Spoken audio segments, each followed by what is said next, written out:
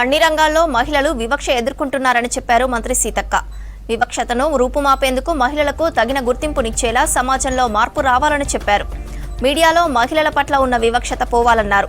Umar oriented స్ఫూర్తిదాయక stories అందించాలని సూచించారు మంత్రి. హైదరాబాద్ జూబ్లీహిల్స్లో అంతర్జాతీయ మహిళా దినోత్సవ కార్యక్రమానికి ముఖ్య అతిథిగా హాజరయ్యారు సీతక్క.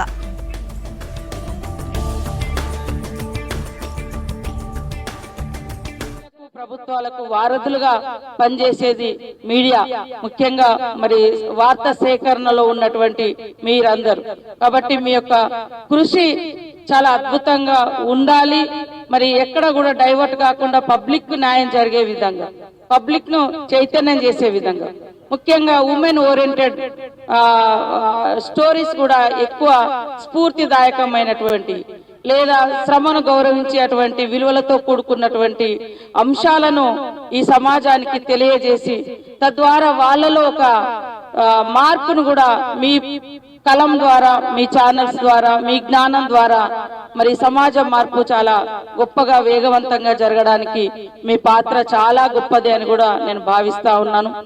ఏ ఉద్యమాన్ని చూసినా దాని వెనుక మరి పత్రికా మీడియా జర్నలిస్టుల యొక్క పాత్ర చాలా అమోఘంగా ఉంది. ఎంతో దూరం వెళ్లకుండా తెలంగాణ ఉద్యమంలో కూడా తెలంగాణ ఉద్యమం యొక్క భావ వ్యాప్తిని చేయడంలో మరి అత్యంత కీలక పాత్ర వహించింది మీడియానే. మీరందరూ మీరు ఎక్కడికక్కడ ప్రచారం చేస్తూ సబ్జెక్టుల వారిగా గ్రౌండ్ వరకు కూడా తీసుకెళ్లినటువంటి వాళ్ళు. కాబట్టి ఈ రోజు కూడా స్ఫూర్తిదాయకమైనటువంటి మహిళలను ఎంకరేజ్ చేయండి. ఎక్కడ ఏ చిన్న సక్సెస్ ఉన్నా వాళ్ళను వెన్నుతట్టి ప్రోత్సహించే విధంగా మనం రాసే ఒక కథనం, చూపించే ఒక కథనం ఇంకా 4 అడుగులు ముందుకెళ్లడానికి ఉపయోగపడుతుంది. అదే ఒక మహిళ ముందుకు వచ్చినప్పుడు వాళ్ళను వెనుక పట్టి గుంజే వాళ్ళు చాలా మంది ఉంటారు.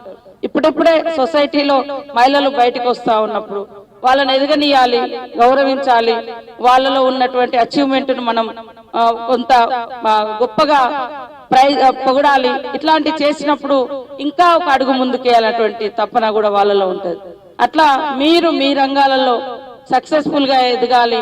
మీడియా యాజమానులు రాగా మీరు ఎదగాలని మనస్ఫూర్తిగా కోరుకుంటా ఉన్నాను. కేవలం అంటే కింది వరకే కాకుండా అది మన గ్రిప్పులో ఉంటే మనం అనుకున్న లక్ష్యాలను టార్గెట్ చేసుకొని చేయగలుగుతాం. ఇందాక మీరు అన్నట్టుగా వాస్తవానికి మీడియాలో పనిచేసేటువంటి వాళ్లకు కనీస వేతనాలు ఎలా ఉండాలి అనేది కొంత చేసిస్తే బాగుంటది నిజంగా కూడా. తర్వాత సెక్యూరిటీగా కూడా ఉండే విధంగా ఇన్నాళ్ళు పనిచేసి పని చేయడానికి వెళ్ళినప్పుడు ఒక ఇంపార్టెంట్ లేదా ఒక అవినీతి దానికోసం తవ్వినప్పుడు లేదా ఏదైనా ఒక కుంభకోణం తవ్వినప్పుడు లేదా ఒకటేదో అక్కడ ఏదో జరుగుతుంది దాన్ని ఒక వీడియో తీయడానికి వెళ్ళినప్పుడు పైనుంచి కొట్టొచ్చు, చంపొచ్చు, రకరకాలుగా అవుతుంది. అప్పుడు వాళ్ళ పరిస్థితి ఏంటిది? ఇలాంటి ఎన్నో ఉన్నాయి.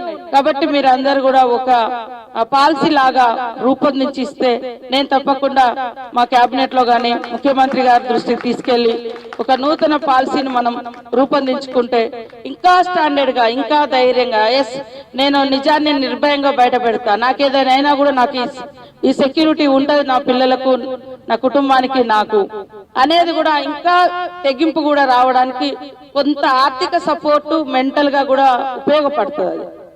సో అట్లాంటి దాన్ని కూడా మనం ఖచ్చితంగా వెతుక్కుందాం.